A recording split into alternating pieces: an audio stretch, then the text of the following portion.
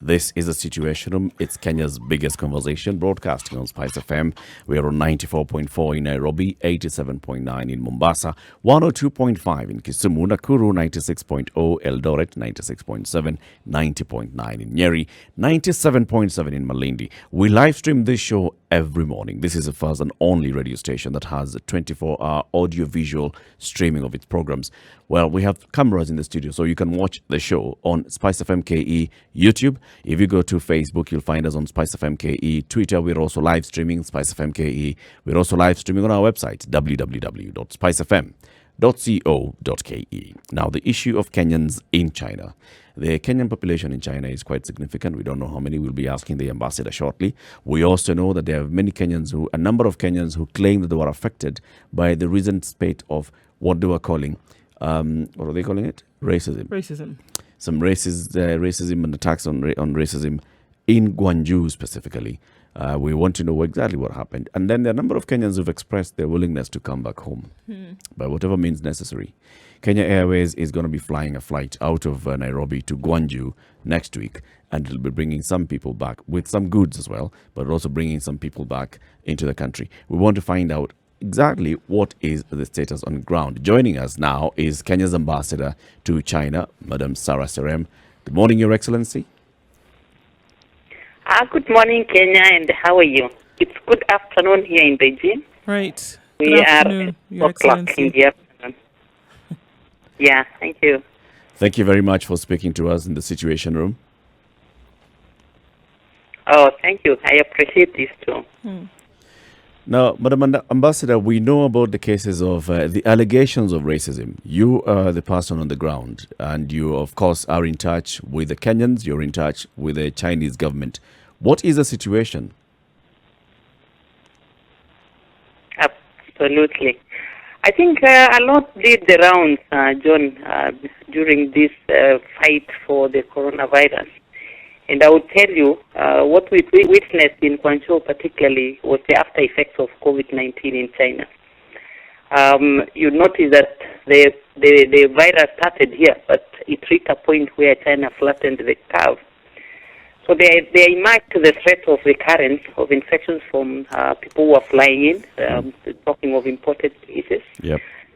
So they were forced to take some stringent measures, especially in Guangzhou, where this is an inlet because most flights fly through Guangzhou. Infections were reported among some Africans. Mm-hmm. The unfortunate hit that we witnessed, and what caused actually the standoff that was witnessed, was some kind of an indiscipline or lack of following the measures that were put in place by the Chinese authorities. And finding out that even as they checked with some of those that are living in Guangzhou, that most of them were living in large numbers, yet they are supposed to be isolated for quarantine. So what the Chinese authority was having what they now called mandated quarantine.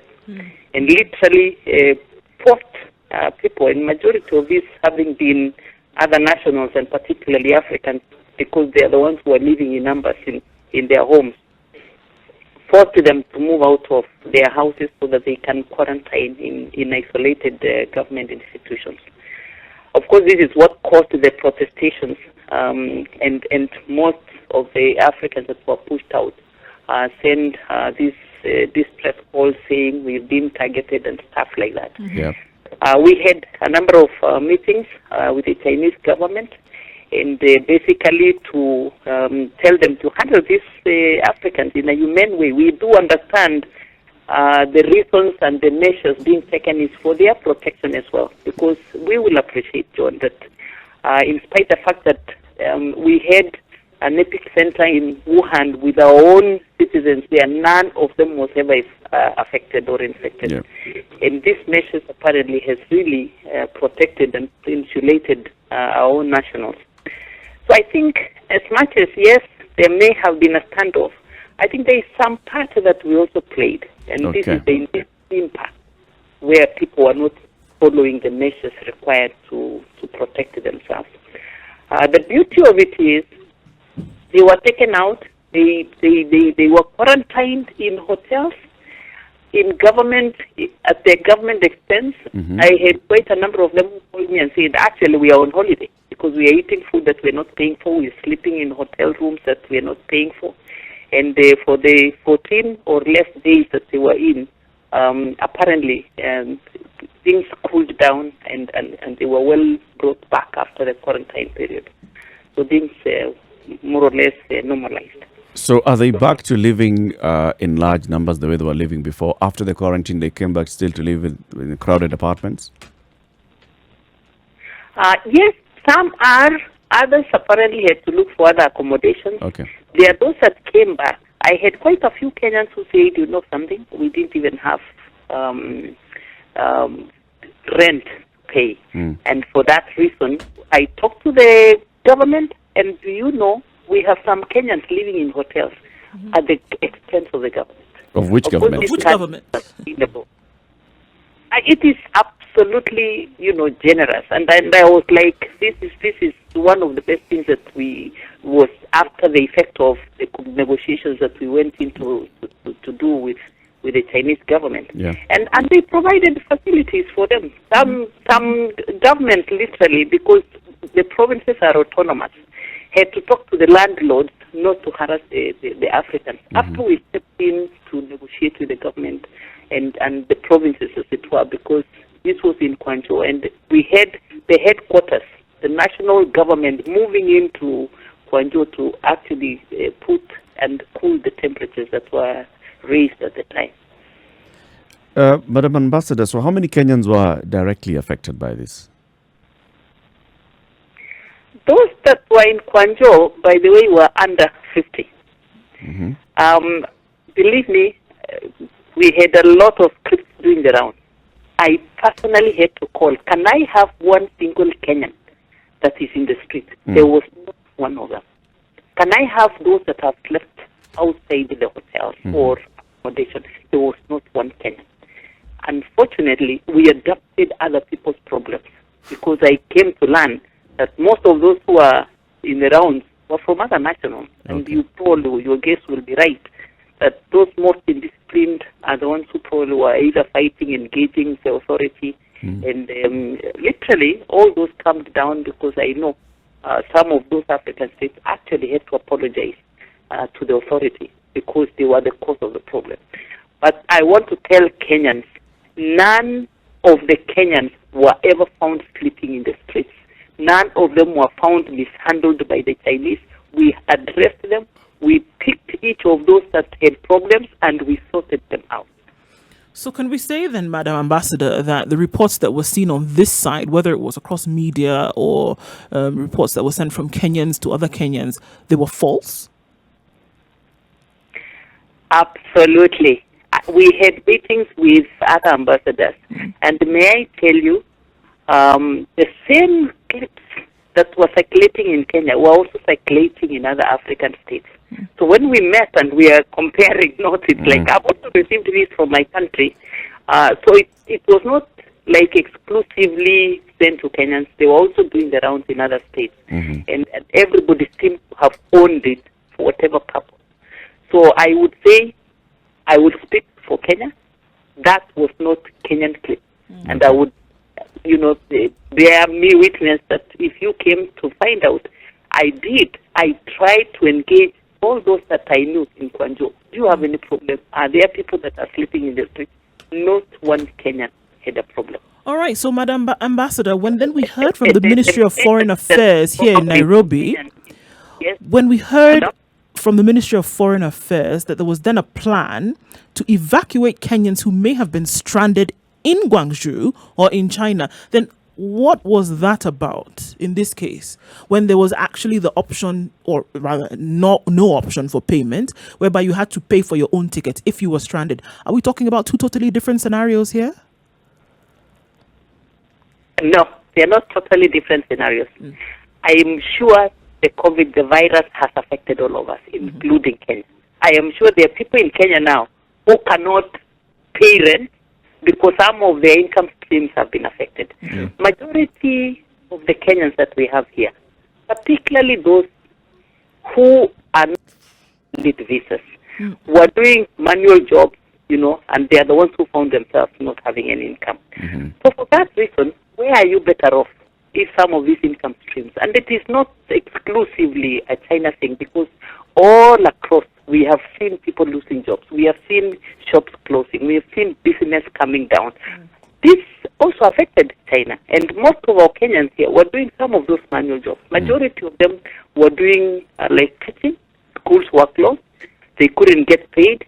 I would tell you the regular teachers that are professionally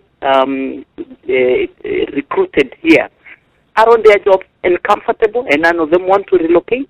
Majority of those who would want to relocate, yes, their jobs are no longer there. Okay. They don't see the sustainability of them staying here without those streams of jobs. Number two, they were working without valid visas. At those points, yes, they were able to hide. China, you can't hide now. Everybody that doesn't have a visa is known. What is the reason of that? Because for you to get services, you must register yourself, because they have given what they call a core card. The Q card allows you to do all transactions within China, including accommodation. Even for my staff here, I can't get into anybody's house unless I have an access. So if you don't have access, you have to declare yourself. And so there was need for them to declare. And with that declaration, obviously it means that then you are known that you have been doing and undertaking a job that is not regular. So what is the option? It's better to be home. All right. Because at home, you don't have to access.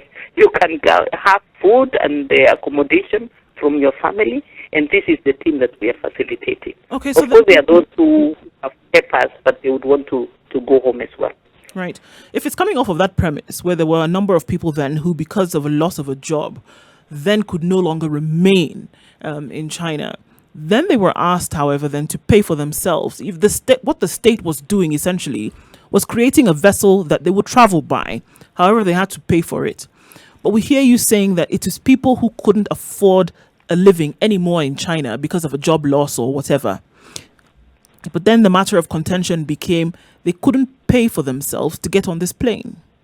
So where then would the connect come there if these people are needing to be evacuated because they can't afford their life anymore, but then they're being asked to pay for their way to come back home?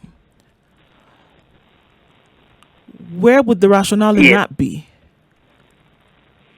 The rationale is here. We are faced with a global pandemic, and I think this is something you will need to ask the headquarters. We are faced with a global pandemic. I can't run away because I'm part of the leadership of Kenya. And our Kenyans are spread through almost all nations of the world. I think you know that by now. We're talking about millions of people stranded there. The people who are becoming homeless. I know in US, a number of those who are doing certain jobs that they are unable to do it now. They're being locked down. They don't have food. They don't have... We have people in India. I keep talking to some of these ambassadors, and we are all facing the same problem. This is not exclusively China. This is a global problem. I know the other day UK evacuated, or rather facilitated their people. They had to pay, because which country, as we are talking now, a nation certainly has to protect its citizens, but within reasonable and practical means. If you're talking about evacuating millions of people across the world, is that feasible? Is that possible? So there are moments that we take responsibility as individuals. Families have to take responsibilities. If I am in a crisis today, and all those that are probably wherever they are for now, surely the family should also come in and say we can step in and support.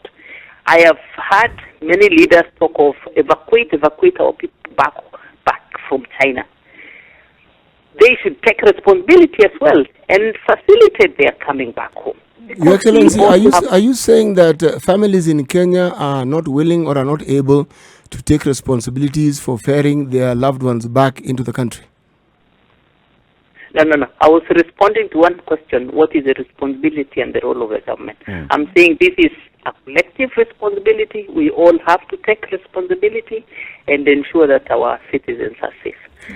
And for me, I don't have a problem for now. We have released the advice to our Kenyans around here, and we have registration of those who are willing to come home. Those are the ones we are facilitating at this point in time. You know, I personally don't see what the problem is, because a lot of the times we have Harambes for people to get hospitalization abroad. When they go to learn or when they go abroad again, we have this social system where we do Harambes. When people are stuck in wherever they've gone to in the past, we have seen situations where Harambes are called for. This, to me, is a situation that requires a Harambe. So, do we have a list of people whose families have said they're unable? Are they those who are able? Are they those who need help? Where are we? Because remember, we've been collecting some funds specifically for COVID. These funds, some of it can be diverted for bringing people back home.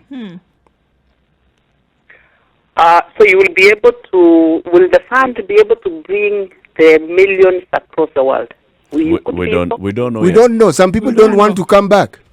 Not everybody wants to come back to Kenya. Even here in China. You know what? I have people in China who say, we're not going. I mean, I have educated my children being here in China. I have built my small house being in China. I would still want to do the little jobs I have been able to do. Facilitate me to do that. So and the other thing is, China is coming up. If there is a place you want to run to now, it's China. So with this coming up and the opportunity for the economy opening up and schools opening up, I believe this is probably the better place to be in. It's just patience and a matter of time. I think the China thing was taken out of context. You know, I'm in agreement with you, Your Excellency, because if someone is volunteering to come back and for obvious reasons, I mean, this isn't the time for someone to simply climb onto the gravy train. You are people who, you know the status of the people in Kenya or the rest of the world. There are many Kenyans who relocated abroad and have no wish to come back unless they come in to visit. Yeah. It's those who are in dire need. The papers were wrong. Their being in that particular country is problematic. And they can't actually stay there. Now, those are the ones you want to find out in which category do they fall into and how do you help them come back? Because they're actually not even legally supposed to be in China. Mr. Serem, actually, let's talk about numbers now. How many Kenyans have applied to join this flight to come back home? 183. 183. Out of 183, 125 have no visas. 125 are out of status. Out of status. Okay, and how many have said that how many have paid so far for their flights? We have 60 who have put in, registered, or rather confirmed their flight. And confirm, we are talking about confirm is paid. Yes, we have a number that have paid. You know, those ones that have already put tentative bookings? Yeah. I have about 60 as of now. Okay. We have passed communication to them. And by the way, we have a number also that are in police custody. And some of these in police custody, the government of China would probably be paying for them as deportation because they were going to deport them anyway. Okay. Yeah. Do you have a category that has applied specifically and said, I'm willing to go back home, but I do not have means or I haven't been able to raise enough money to book this flight? The truth of the matter, is that John? It's Eric. If today I floated something to that effect, because I can only ask if I will go back with, I have a solution for you. Okay. Because who will not want a free ticket? Well, so it will be very difficult at this point to know, are you not able to go because you don't have the fare, or you actually didn't mean to go? I have a number. We went back into calling the numbers, so the 183 that have registered. Some say, actually, you know, I had not thought through the whole process. I'm still thinking I need to stay. So we're still even working within the 183 whether they really want to go, or they are looking at opportunities that are rising now because schools are opening and stuff like that. So some are changing their mind. And the question I'm asking, Madam Ambassador, is do you have have you come up with a mechanism as the embassy and as the government of Kenya to establish and find out those that are in dire need? Those are will be genuine cases that need support. Okay, Eric? Yes. They are registering now. They gave us their names. We gave a figure of $750 as the fee for the ticket, and 183 registered. The assumption here was for you to have seen the date of the flight.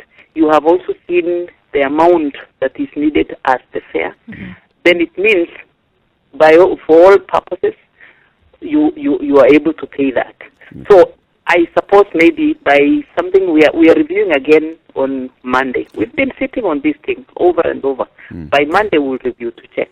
Do you have conditions that they must meet and by a certain timeline in order to benefit from this offer? Pardon? Do you have conditions that they must abide by in order to benefit from this offer that the government has made? One condition is the government has said we have secured KQ. It's coming by this date. I guess that's a date that we will still negotiate, because for us, our position is we would rather the flight comes when we are ready. Yep. Yes? Mm-hmm. And being ready means we have already paid up this certain number, because KQ can't also come to just take 60 people. This is a commercial flight. And it can only come when we have reached certain threshold. So once we do that, Monday is a date we are reviewing so that we tell whether we can meet the 8th or we need an extension of the time. We would have also reached out to the Kenyans to find out whether they're able to pay or not. If that is the situation, then it means the flight may not even come. But as of now, we're still working on account of yes, they registered with the knowledge of the date and the fees. Interesting case scenario, which other people call worst case scenario. People keep dilly-dallying. They don't want to come. They don't know whether they should come. At what point will the government tell them, okay, now you're on your own? This is the catch. 183 registered. 125, as I said, did not have the visa. Yep. Chinese government cannot release them without issuing an exit visa. Mm-hmm. And so we have to communicate with the Chinese government. They have said they will lessen the stringent measures they put, because normally you will have to pay a penalty, depending on how long you have stayed without a visa. They have said they will give, they will release them without that penalty. Okay. Secondly, they would normally lock them in to do some investigation. Have you been here legally? Have you been doing funny businesses, or you have been on clean record, it's just that the papers are gone. That they have said they will also lessen that. Mm-hmm. So if in the event these people don't go, the obvious thing is the Chinese will not allow them to stay in longer. And so the law will definitely have to apply. Wow. And this is some of the things we are passing to the Kenyans. Because you can't say you want to go, your visa is not valid, and then again you withdraw from it. The law will catch up with you. It's cost. Absolutely. We have seen some campaigns that have been started online, even here in Kenya, for people trying to come up with ways of supporting those who may need support to book these flights. Are you aware whether the Kenyan community in China is doing the same to try and identify maybe people who are greatly in need, and maybe just set aside a fund, a local harambe by Kenyans in China to support some of their brethren to come back home? I'm not aware of that. At least that has not come to us, because those are now Kenyan spirit moving, like we have always done the support. Yeah. That's actually what I was throwing back to the Kenyans. If you are able to help, that will be good. And I would say, let's not even limit to China. Let's also help across, because there are dire cases across. Mm. Okay, Madam Ambassador, just looking at, here, you talked about the 183 registered, 125 for those who don't have visas. Is it common practice, or has there been a lapse where, under the ambassadorship, or under the where you have the consular section, that there should be a regular registration of any Kenyans who come into the country, so that you have that tally, you know who is where doing what? is that something that should be practiced, or is it something that needs to be beefed up? I'll tell you, COVID-19 has given us a lot of lessons. You would agree with me, it is extremely difficult to monitor, to know who was landed, who was not landed, because that connection does not come to us. The only people that we have record of and whom we update all the time are the students, because these ones come under the scholarship of the government and they are regularly updated with us. But there are many, and you can almost tell that those who actually don't have papers will not even want to be known by the authorities, including the Kenya government. So they would be in here, but even as we are talking now, we don't know whether all of them have actually been brought out. But I know with COVID, it's not possible to hide now. We'll be able to reach out. We have to do a registration just to get to know, because when we are hearing all these complaints, we don't know them. We didn't know where they are because they have never registered with us. So it becomes very difficult to reach out if you don't know where they are. But there is definitely need for every Kenyan, any national, as you land in a new foreign land, that the first thing you do is to register with the embassy. That's the only way we would know that. As per your now, this new updated database, how many Kenyans are in China? We have, I think, close to about 3,000. The ones we have so far registered are the students and the few that came in, who number about 1,500. Okay. So we know that there could be more than that. And this strewn across the country? That's across the provinces of China.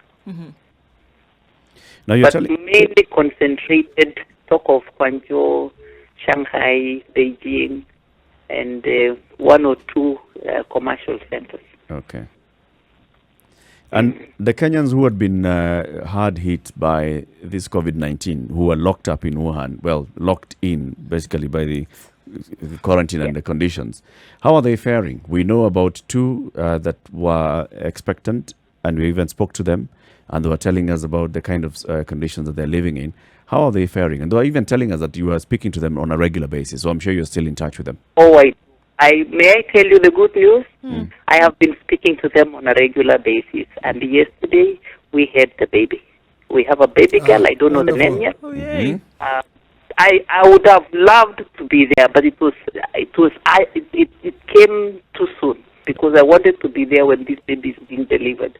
But we again facilitated, and these are some of the people you need to talk to because I have been in touch with all of them. Yeah. And they have Kevin and the wife Julia have a new baby girl. That's very good. The other one is okay too. I've been reaching out to her. We have a few families. I reach out. I have talked to as many of them. I reached out to the leader of the students and to as many as I'm able to reach out. So we really are in conversation. I know you had said you didn't want to have a number of some of those so that you can reach out to. I will be able to provide them to you. Yes. Oh, fantastic. That would be great. Now tell us about the conditions now in China. Wuhan are okay. It opened up, but even with the opening up, they did not release the foreign nationals. The reason was we are having Chinese coming in, and we don't know their status until probably after like 2 or 3 weeks. So like now, they are slowly coming out, and we are able to probably move from one province to another. Even Beijing here was on a high risk, but that was opened the other night. We are now green. We are able to move, but of course with a lot of caution. You've experienced that in that country. You're a government official. What would you like to see? What would you wish was borrowed in terms of the kind of interventions that the Chinese government has put in place to combat COVID-19? What would you wish to see if you were to come back in Kenya and you were to advise the government? Discipline. Discipline. The Chinese don't argue. They are told don't do this, they will not do it. Protect yourself and be each other's keepers, they will do it. the homes where our people live, the people taking charge are the members of the society within that locality. They will check the temperatures. They will, as you go in, as you go out, they will monitor who has come in. They will take record of everybody. So literally, here, there is a lot of patriotism that people follow because the government has spoken. So if there is anything that needs to be done, I think it's to bring the value system to make our people more disciplined so that they can follow the order. This is for the benefit of themselves and for the benefit of those around them. China has the highest population, but if you look at the deaths now compared to what is happening around the world, you would say when you put as a ratio of the population, they had the least. Yep. What was the reason? People obeyed the law. They may have looked at draconian laws, but it worked. It was necessary for that to happen for the benefit of humanity so that they can maintain, the health required. And that's happening even now. When I have ambassadors who are away, they came in, they had to go on forced quarantine in hotels, paid up. At whose cost? And you will follow that. There is no immunity when it comes to the laws around here. Yeah, I think that's what we need to really pick. Follow up guidelines, the measures, and remain disciplined. Kenyans, I think we politicize everything. We sensationalize everything.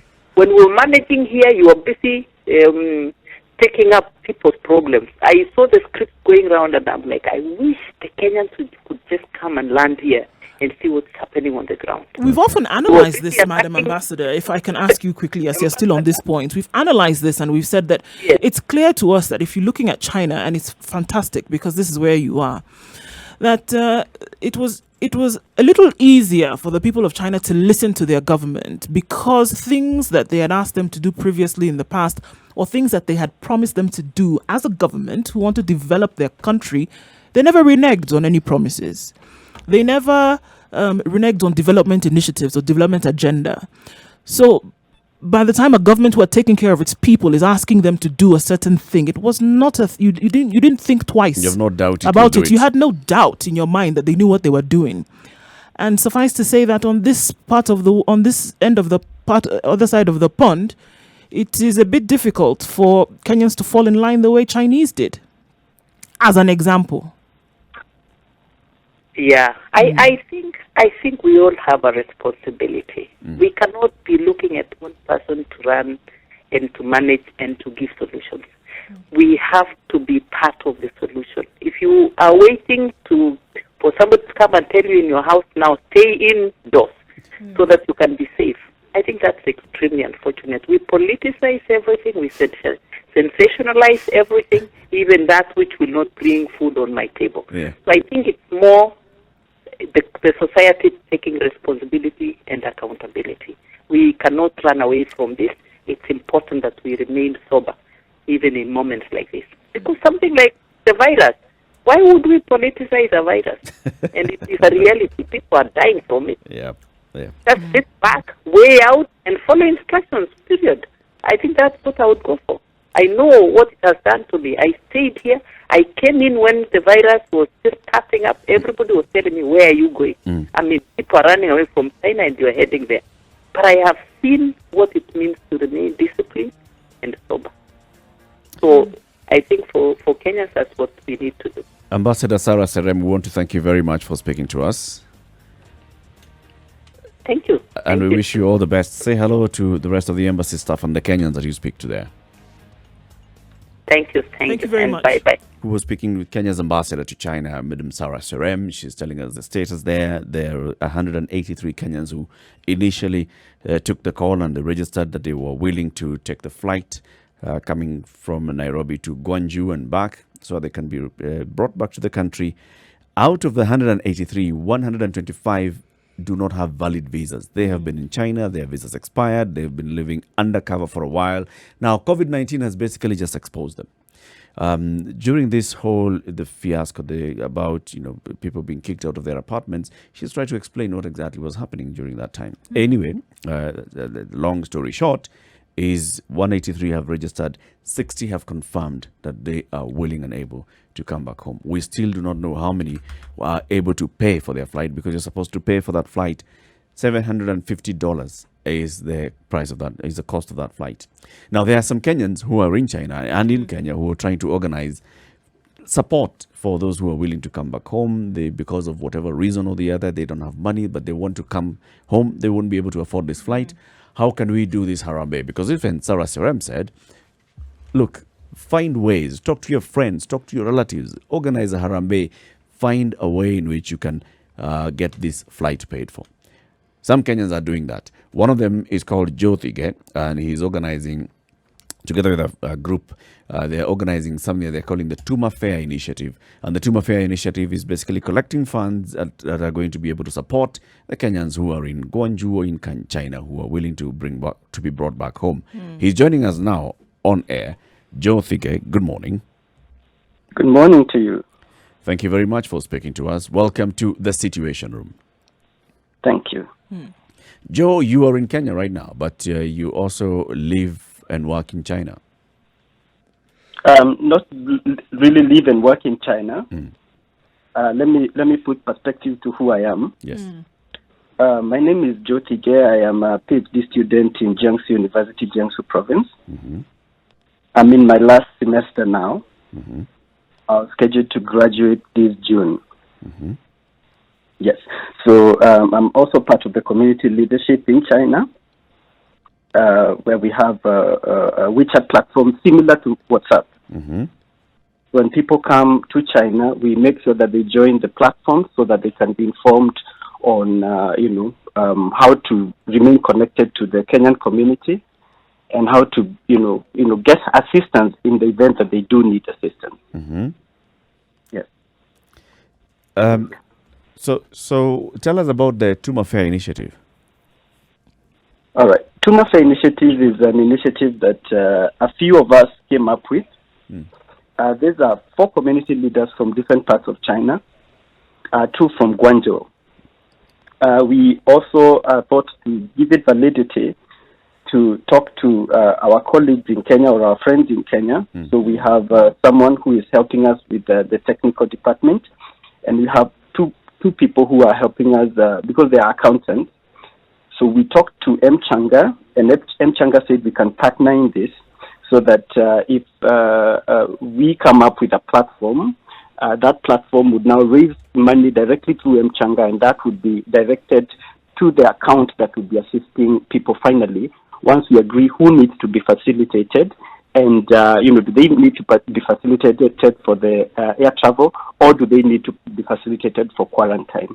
Because we have government facilities that are doing the quarantine, and KQ will be doing the flight. So far we have been able to raise about 33,000 Kenya shillings. Not much. However, we've been able to engage KQ directly, and they are willing to, upon request, to consider giving waiver to 5 people who will be traveling on that flight. Yes. How many, to the best of your knowledge, are you in touch with those that have registered with the embassy as well, that they're willing to come back home? As a Tuma Fair initiative, the ambassador has just told us 183 have applied. Are you also in touch with the 183? Okay. Well, I'm part of a team of 23, including the deputy ambassador, that are working to, towards mapping out, who needs to travel, not just from Guangzhou, because we have people from different parts of China who are affected by this lockdown. And some of those people, indeed, they have expired visa status in China, and I agree with the number of 125 who need to come. Some of them are as far as Shenyang, which is almost 2 hours by train to Guangzhou. And so people will be traveling from different parts of China to Guangzhou because KQ says that the flight will be coming to Guangzhou. Yes. So, I mean, if you're looking across the board and what you hope, people, that people want to come home with this, how many people are you hoping to bring home with this? And are you doing this and saying it's a standalone, or are you hoping to get more support from a government in China or the government here back home? Okay. What we hope to do is to partner with anyone, well, having been part of the Chinese community, which I'm still part of, what we have done is we have 3 approaches to assisting people. The first approach is an individual request for assistance, where we rally around them. First, we ask the people within their community to form, let's say, a WeChat page, and then we ask the admins to consider that issue. If that issue is valid, then we come around and assist. So we have been able to assist people who have been in prison before. We have been able to bring bodies of people who have died in China out of coordinating with the team of the place where the bereavement has taken place, and also the admins of the different platforms, so that if an issue is agreed, then it is sent out into all the platforms. We also have a welfare. The welfare is everyone contributes towards maybe a bereavement, and in the event that they are also affected, then everyone assists, so that maybe within 3-4 days that issue is addressed. Now, this is an individual. Right now we have 183 cases. Out of all those cases, about 60 have been able to pay for their air tickets. There are others who have been able to raise a substantial amount of money, but not enough to cover the 82,999, which is equivalent to 750 USD. So those are the people we are looking at, and we are talking to them on an individual basis. You asked whether I'm in touch with them. Yeah. We have a WhatsApp group where we are constantly comparing notes. Any information from Beijing, we are relaying to them. We have a member from the embassy called Edwin Limo, who is part of that team. So because of that, we are trying our best to ensure that no one is left behind. Another thing that we are doing is we are now vetting the most vulnerable cases, so that we can now forward a small list to KQ for their consideration. So those are so far what we have been able to do. And what is your criteria, Joe, for vetting these most vulnerable?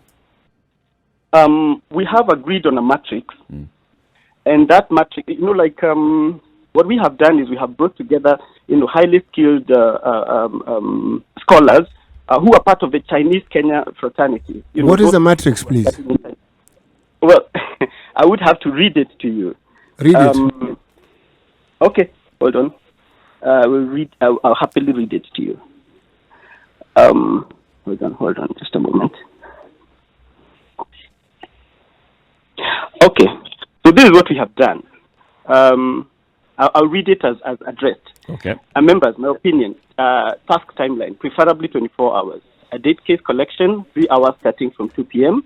So we have agreed that one of us develops that matrix between 3 and 4 p.m. China time. By 8 p.m. China time, the evaluation of the cases as per the case matrix will be agreed upon by every individual, and then they will bring the same to the platform. All members will individually run the presented cases through the matrix and submit to the platform by 8 p.m. An analysis of scores to get top 7 cases by 9 p.m. today, and then a decision of interview team, which will interview a maximum 3 people, with embassy employee being part of the interview team. The top 3 cases will be exempted from, the general interview. So we'll have 3 that we will consider based on the cases that we have, and then 2 of them will subject them into, to the interview, where the team of 10 will ask them critical questions and assess whether or not they need the assistance. So by 11 a.m. tomorrow, we will be able to send a final presentation with a team of 5. With a group of 5 for the flight waiver. So by 11:15 a.m. tomorrow, we will be able to complete this task and send 5 names to KQ. So, Joe, what you're saying is that this matrix is actually work in progress right now. It is work in progress. And when do you hope to conduct these interviews, and how will you conduct the interviews? So we have many cases that have been, cited that need assistance. I can be specific because we have a mother who has a sickly child. From the time that the child was born, the child has been sickly. Even yesterday, the child was taken to the hospital. This is a person who has depleted all her resources. So that could be considered, and I'm not saying it will be. That is subject to the team.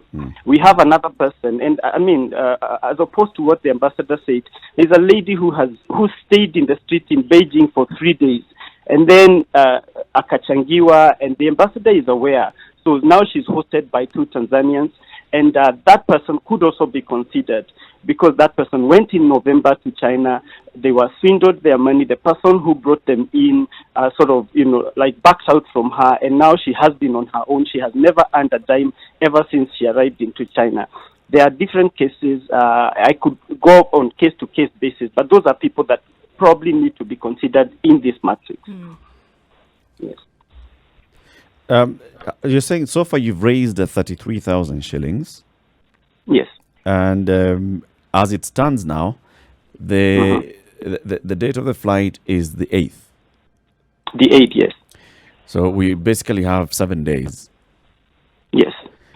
What happens if you're not able to raise any more money? Well, if we are not able to raise any more money, hopefully the people who have booked the flight will be able to travel. We are working with hope, and we do hope that maybe someone, right now what we would want is for people to adopt specific cases, so that, based on the cases that we are receiving for those people who need assistance, maybe we can highlight those that we feel, maybe need to be considered by others, so that others can consider whether or not they would support such a person. But there are a few things I would want to say, probably if I have a minute or two. Go ahead. Number one, it is not possible. I heard our dear ambassador, who I really respect, saying that most of the Kenyans in China do manual jobs, those who have been in hiding. That is impossible, because in China, you cannot do manual work as a foreigner. You cannot. If you even tried, your employer and the person who is employed with will both be fined and arrested. So what have they been doing? That is impossible. Well, when Kenyans go to China, they go there for greener pastures, just like any other place. So usually they go on a tourist visa or on a business visa. There are also those who go on a short-term student visa. So once they arrive there, if you're on a business visa, you need to do business. If you're on a tourist visa, you travel and then you leave. Some of those people on tourist visa and on business visa who have gone there without knowing, the status that the agents who send them there put them on, those are the people who find themselves in such a problem. Another problem is also those people who go hoping that they will be able to earn a living and support themselves, academically. I agree with the ambassador when she said that there is the highest number of Kenyans in China are students. Yes, we have government-sponsored students who are very comfortable because they receive 45,000 Kenya shillings every month from the Chinese government. So their living allowance is also taken care of. They don't pay for rent. Okay. But we have self-sponsored students, and those are the ones who have to really work hard to be able to pay their tuition. In the event that they're not able to pay their tuition, their visa is revoked immediately. So once that is done, they become, illegal. Yep. And so they fall into this category of the 125 that she has, highlighted, which is accurate. So what do they do to earn a living? What they do to earn a living is they work part-time. So they study and they work part-time. Some of the things that Kenyans do in China, as well as other foreigners, is number one, they can work, as a DJ, because being a DJ is a special skill. Sometimes they can work as hairdressers. Being a hairdresser is a special skill. Sometimes they can work as cooks, but in order for you to work as a cook, you need to have a registration certificate from the Chinese. And you can only work in high-end restaurants like the Hiltons of China. So there are those who are able to get into that category. Now, about teaching, where some of the Kenyans, also fall, we have, I'm a teacher myself. I have a bachelor's and a master's in education. My PhD is in management science. So as a teacher, there are two kinds of teachers, language teacher and content teacher. So for language teacher, as an African, it's very hard for you to teach English in China.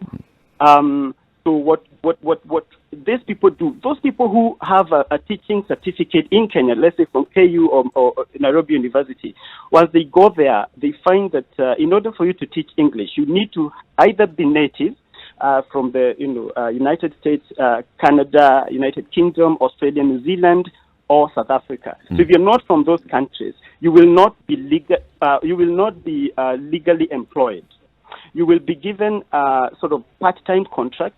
but that part-time contract is as valid as when they do not have a white person. The moment they have someone who fits that criteria, your contract is revoked. Joe, Joe, I think because we're coming to the end of the show and we are running out of time, I'd like us to come back into this initiative that you're running, the Tuma Fair initiative. Right. Yes. If somebody would like to contribute to this Tuma Fair initiative, how do they do that? And let's talk about accountability, because accountability with people's money is crucial. How do they know where their money has gone? Okay. So let me start with accountability. The money is held by M-Changa, and M-Changa will send the money directly to the KQ account that, for the persons that will be agreed upon to be assisted. If we do raise more than the airfare, and some people need to be assisted for quarantine, then the money will be sent to a quarantine facility, government quarantine facility. Okay. So that is as much as accountability goes. Is there a list that you're providing on this platform that I know that these are the people that we are supposed to help, so that when the money is sent either to KQ or to the quarantine facility, we know it's for the benefit of the person that you had already indicated? A specific person. Yep. So the vetting that is being done now would be the first point of consideration, because KQ asked that they say they can consider 5 people. So if we vet more than 5 people, then those are the people who will get first consideration. That is the assistance that you're asking from the public is not the KQ assistance. So the 5 people, set that aside. What you're asking for is, how will I know that my money has gone to benefit so and so?